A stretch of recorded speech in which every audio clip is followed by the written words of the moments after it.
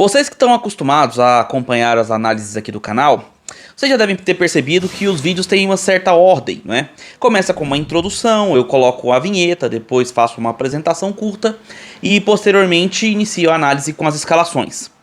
Mas eu quero pedir desculpas pra você e dizer que nesse vídeo em especial eu não vou seguir essa ordem, tá?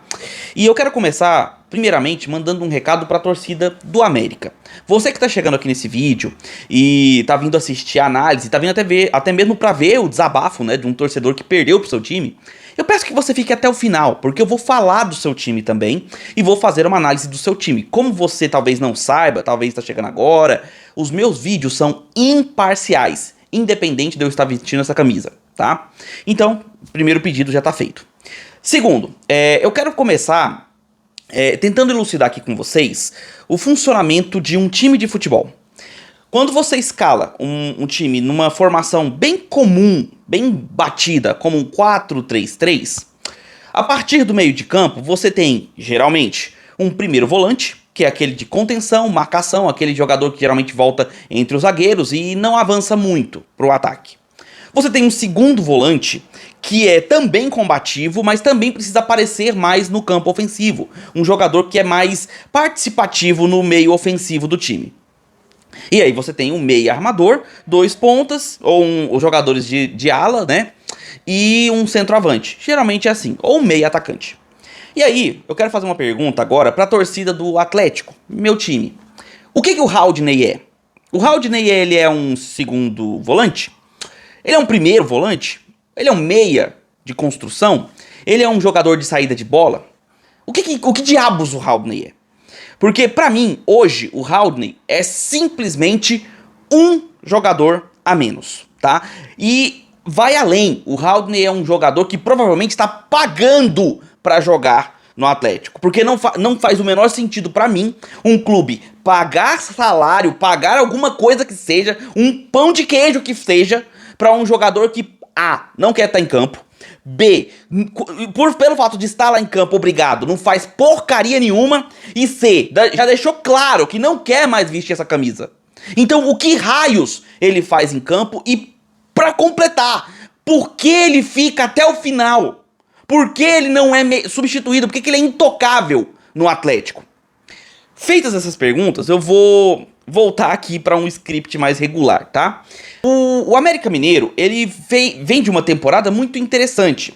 Ele começou com uma mudança de técnico, o William Carvalho veio para treinar o time e fez um Campeonato Mineiro, relativamente bom. Chegou na final, eliminando inclusive o Cruzeiro, que hoje é uma das sensações do futebol, né, brasileiro nessa temporada.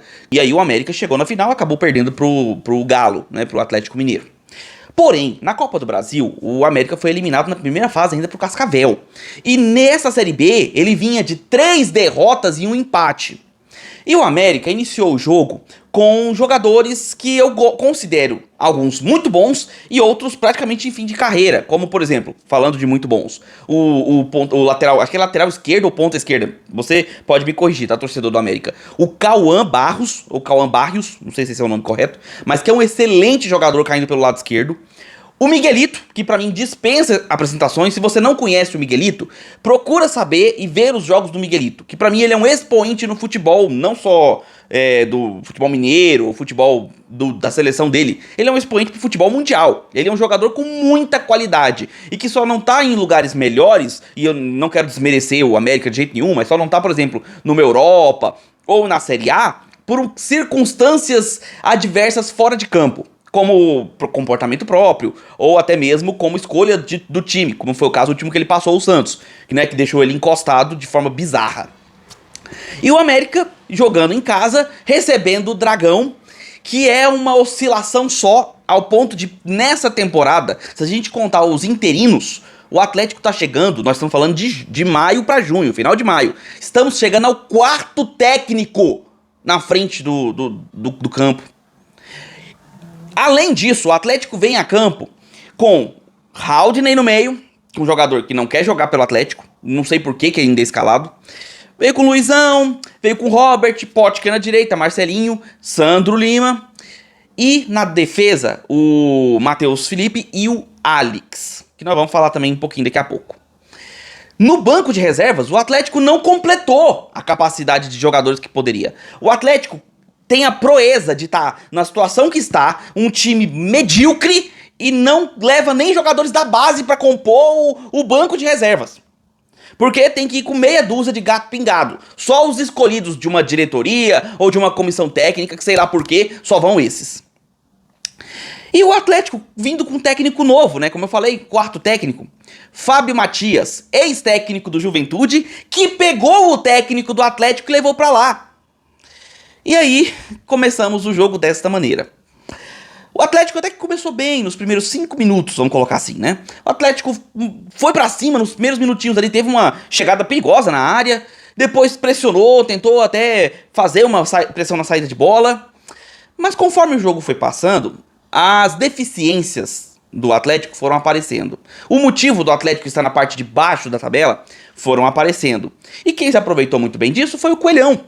Coelhão, que jogando em casa, né, precisava dar uma resposta para sua torcida, que fazia uma charanga muito legal, inclusive na arquibancada, com direito a sopros e partituras, com músicas diversas, né? E é importante a gente ressaltar esse tipo de coisa, porque é algo que o futebol tá se perdendo, né, muitas vezes, essa charanga, essa coisa legal da musiquinha ali no estádio, mas o América faz muito bem. E aí, com isso, né, com essa subida do América, que começou a querer mostrar, jogando em casa, a necessidade de ganhar, um lançamento que é feito do lado direito para o Miguelito, ele sai completamente legal, em posição legal, por um mau posicionamento defensivo do Alex. E aí, na sequência do lance, é tocada a bola para o Bigode, William Bigode, que faz um golaço no ângulo, um chute com uma marcação totalmente bizonha do próprio Alex, que estava fazendo o estilo pandemia, distanciamento social. E vamos combinar, toda a defesa do Atlético marca dessa forma. O Matheus, o Alex, o Conrado, o Rai Ramos, o Haldney, só o Luizão, que parece que às vezes chega mais junto na marcação, mas até ele está se contaminando com esse elenco podre. 1-0 para o América. E merecido, tá? O América era mais time, era mais organizado, marcava basicamente no 1 contra 1, que é uma coisa bem difícil de ver hoje em dia, porque normalmente os times marcam em zona, mas o América marcou no 1 contra 1, e com isso, o América fez o gol e fez aquilo que todo time sabe fazer com o Atlético. Mexeu com o psicológico desses jogadores fracos mentalmente e fracos tecnicamente. Resultado, uma saída de bola bizonha do senhor Alex para o senhor Haldney, que numa tentativa nojenta de dar um calcanhar, cara, um calcanhar, ele perde a bola, a recuperação do América, a bola chega no meio, ali de frente para a área de novo, basicamente na mesma posição que o Bigode fez o primeiro gol, finalização, a bola ainda esbarra em algum jogador do Atlético, entra 2-0 com menos de 5 minutos. Nós já vimos isso acontecer nessa temporada. Nós já vimos isso acontecer várias vezes nessa temporada. 2-0 pro América. Merecido, mas muito merecido. O Atlético, quando tinha a bola e buscava alguma coisa ofensiva, apoiava-se do lado direito, no Potker. E esquecia que lá do lado esquerdo era a nossa válvula de velocidade. Já que nós vamos jogar mais recuados, partindo no contra-ataque, você tem que usar uma válvula de velocidade. O Potker, por mais que seja até relativamente veloz, ele é um veterano. Do lado esquerdo você tem o Marcelinho, livre para receber. E o Atlético, por sair justamente com um jogador que eu não sei qual é a função dele, que é o Haldney, mas considerando que ele seria um segundo volante com a saída de bola, com a responsabilidade disso, o miserável, que só sabe jogar pelo lado direito, só toca pro lado direito. Então a bola toda hora ia pro Potker. Resultado, a marcação do Coelho acertou-se ali, organizou-se, anulou o Atlético pelo lado direito. Porém, com isso também sobrou espaços do lado esquerdo. Além disso, o Robert foi obrigado, durante boa parte do jogo, a marcar o Cauã, jogador do Coelho, que estava livre, leve e solto, fazendo um primeiro tempo tão bonito que chegou a dar caneta no Sandro Lima. E aí, com ele anulado para não armar jogadas, não tínhamos criador de jogadas nenhuma, porque o Haldney não é porcaria nenhuma. O Haldney não é jogador de futebol. Ele pode ser qualquer coisa, mas ele não é jogador de futebol. Pelo menos não pro meu Atlético, tá? Se outro time quiser levar, fica à vontade, tá? Ele já tá encerrando o contrato mesmo, vai de graça, vai com Deus. Que seja muito feliz em outro clube. E aí, O Atlético conseguiu chegar a um gol justamente aproveitando-se dessa tendência da marcação do América vir para a direita, já que era o lugar onde o Atlético usava mais os espaços. Mas num lançamento feito pela esquerda, o Robert, que apareceu dessa vez sem estar marcando um jogador, apareceu na sua função correta, que seria de armador do time, faz uma boa tabela ali com o Marcelinho, que ganha na velocidade, consegue fazer um drible tirando 2 jogadores e a bola sobra justamente pro Robert, que finaliza diminuindo para 2-1 o prejuízo do Dragão. E aí, o Atlético, depois desse gol, começou a melhorar. Veio pro segundo tempo, e aí, o técnico Fábio Matias faz 2 mudanças que, olha, tenta entender. O Atlético tá perdendo. O Atlético tira o Luizão, que era um dos poucos marcadores fixos com boa postura de marcação, e coloca o Maranhão, outro volante, primeiro volante de contenção. O time tá perdendo. Lembre-se, o time tá perdendo. E faz uma troca que, teoricamente, deveria ser 6 por meia dúzia. Ele tira o Pote, que ele coloca o Alejo. Só que tem que lembrar uma coisa. O Alejo, ele joga pelo lado esquerdo. E o Atlético já tinha um jogador do lado esquerdo, que era o Marcelinho. Se você vai substituir o Pote, que joga pelo lado direito, você tem que colocar um jogador que pelo menos tenha tendência a isso. O que ele faz? Ele coloca o Alejo, joga o Alejo pra esquerda, joga o Marcelinho pra direita e mata o futebol dos dois. Porque o Marcelinho do lado direito praticamente some do jogo. Porque ele não joga por ali. Não é o lugar dele. Isso aí é claramente um treinador que acabou de chegar e nem fez questão de assistir nenhum jogo do Atlético. Só ficou ouvindo blá blá blá dessa comissão técnica derrotada que o Atlético tem. Só os blá blá blá dos mocorongo que hoje treinam na comissão permanente do Dragão. Que culpa que eu vou colocar no cara? Acabou de chegar. Mas era a responsabilidade dele. Ver o jogo, pelo menos estudar o elenco que ele tinha em mãos. E não ficar escutando marota de miserável. Mas beleza. Fez essa mudança. Segundo tempo veio. E o Atlético controlou o jogo de certa forma, tá? Vou colocar entre aspas. Por quê? O Atlético ficou com a posse da bola. Beleza. O América se postou fechado para jogar na defesa, vem sofrendo com incapacidade de segurar o resultado, porque entrega demais a bola para o adversário. Não foi à toa que perdeu os últimos jogos, né? Porque entregava demais a bola ao adversário e o adversário chegando perto da área, eventualmente um gol acontecia. Então, por conta disso, saíram resultados como o empate pro Paysandu em 2-2, como, por exemplo, a derrota pro Coritiba, veio disso, né? E com isso, o América, postado demais recuado, levava umas bolas cruzadas, a bola do Atlético ficava perambulando ali perto da área, mas o Atlético totalmente incapaz de finalizar uma bola no gol. As pouquíssimas bolas que foram na direção do gol foram fraquíssimas. Enquanto isso, o América chegou 2 vezes com muito perigo, mas com muito perigo, com chance real de fazer o gol que ia sacramentar a vitória e dar totalmente, né, a tranquilidade pro Coelho. Mas não contou, por exemplo, com o último passe, que às vezes errou ali no último passe, e as finalizações que o próprio Vladimir fez boas defesas, né? E aí, com isso, conseguiu ficar só no 2. Porém, aí nós temos que falar de um detalhe, né? O Atlético teve uma bola que poderia ter sido um gol, um cruzamento escanteio, que foi cabeceado, passou por cima do goleiro, e o zagueiro, o zagueiro não, acho que foi o próprio Cauã, né? Tirou em cima da linha, né? Que seria, por exemplo, um gol de empate. E aí, tudo bem, coisas do futebol, né? A zaga conseguiu ser efetiva. Agora, vamos falar do pênalti, né? Ah, e você vai falar assim, mas não foi nada. Gente, a falta feita em cima do Marcelinho, quando ele entra na área, se você for analisar o lance de uma forma fria, foi nada. Seria uma falta cavada. Seria um puxão muito sutil que não seria o suficiente para derrubar o jogador. E eu nem ficaria grilado se não fosse a falta total e absoluta de critério da arbitragem brasileira, que é incapaz de ser justa nesse país. Ontem tivemos um lance muitíssimo semelhante, só que para outro rubro-negro, o Flamengo. Só que ontem, o Flamengo foi beneficiado porque o VAR chamou e sinalizou um pênalti para eles num puxão sutil.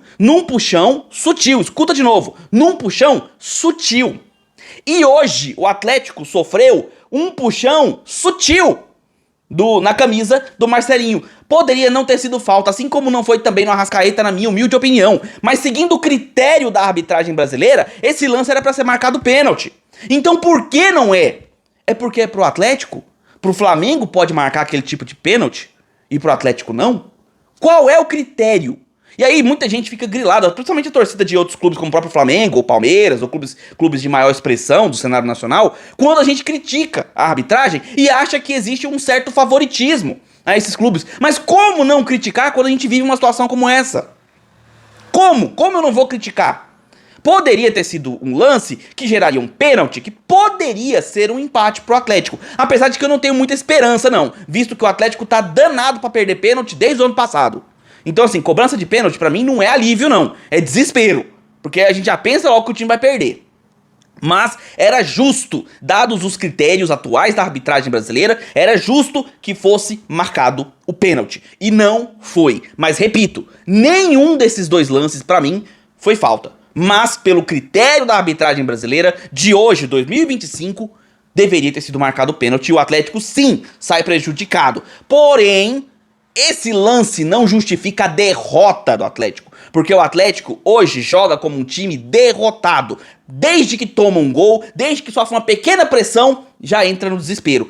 E é só você ver os lances dos gols. No primeiro gol, o Atlético ficou esperando, rezando, implorando pro árbitro marcar um impedimento que não existiu. E esse desligamento, esse desinteresse, essa distração fez com que o América tivesse todo o espaço do mundo para fazer o gol. No segundo lance, o time bagunçado mentalmente por ter levado o primeiro gol, vai lá e erra a saída de bola com dois jogadores que acham-se muito melhores do que são. E aí vem a crítica ao senhor Alex. Eu já tô de saco cheio, porque eu fui um dos defensores de um jogador da defesa, jovem, que tem coragem de sair tocando, de sair driblando, de sair fazendo uma jogada diferenciada e que tenta ser um zagueiro construtor. Eu fui defensor. Então, meia culpa, tá? Eu faço. Só que eu não aguento mais os erros do Alex. Porque se você quer ser um jogador construtor, um zagueiro de saída de bola, um zagueiro com visão de jogo, com drible, você primeiro, já que é um zagueiro, precisa ser um zagueiro. E precisa zagueirar. Antes de ser um jogador habilidoso, você tem que lembrar a posição que você joga. Não é toda hora sair tocando. E toda hora ficar desligado do jogo, como foi no primeiro gol, onde o impedimento não aconteceu por culpa sua. Então sim, já tá na hora do Alex pegar um banco e começar a praticar fundamentos básicos da zaga lá no CT, no time reserva. Pra não dar trabalho pro Atlético, porque tá prejudicando o Dragão. Não foi só esse jogo, são vários jogos onde o Alex teve atuações onde ele falhou. Declaradamente falhou. Então tá na hora de rever essa zaga. E eu já falei isso várias vezes, inclusive conheço o pai dele, não tenho nada contra a família, nem muito menos ele, deve ser uma pessoa maravilhosa. Mas, cara, tá na hora de rever o seu conceito dentro de campo, porque tá atrapalhando o Dragão. E aí, com essa vitória, o América sobe na classificação, né? Ultrapassa, inclusive, o próprio Dragão e se recupera. E se recupera, inclusive, com o gol do Bigode, que não tinha feito gol nenhum com bola rolando. O Atlético continua sendo o ressuscitador de situações. Recuperou o América, que não vinha bem, e recuperou o Bigode, que fez um gol. O próprio Miguelito também fez um belo gol. Então o América merecidamente venceu, sobe na tabela e começa a olhar mais pra cima. E o Dragão só vai olhar pra baixo. Enquanto tiver com esse elenco, com esses jogadores que não querem jogar, enquanto continuar com essa filosofia de família é o escambau. Tira quem não quer jogar e bota quem tem interesse. Segundo tempo foi bom, mas foi bom porque o América recuou pra caramba e deu a bola pro Atlético. E nem com a bola o Atlético conseguiu criar chances reais de gol em 45 minutos. Foram duas chances, uma real, mas uma bola parada, e a outra no final na base do desespero já. Então assim, a esperança pro torcedor do Atlético, pra mim, é mínima, tá? Mínima. E se você ainda consegue defender essa corja, fique à vontade, seja educado e comente aqui embaixo. Eu vou ter prazer em ler, em analisar seu comentário, em responder. Se tiver educação, vai ser um prazer fazer isso. E eu quero a opinião de vocês, torcedores do América, saber como é que vocês estão achando aí do teu time, a recuperação com essa vitória. Quero a opinião de vocês também. Opinião do torcedor do Dragão, obviamente, o que tá achando dessa situação toda complicada. Você que tá acompanhando isso aí também de fora, deixa sua opinião aqui embaixo. Deixe seu like se você gostou do vídeo, se inscreve no canal e marca o sininho para receber notificações. Se inscreve aqui no canal e compartilha o vídeo com seus amigos para outros torcedores receberem essa análise também. Clica no botão hypar, que ajuda muito no engajamento e fortalecimento do trabalho. Se torna membro aqui do canal, é apenas R$ 1,99, a partir de R$ 1,99. Você ainda ajuda o canal a continuar funcionando. Vou ficando por aqui. A gente se vê nos próximos vídeos. Um abraço de torcedor para todos vocês.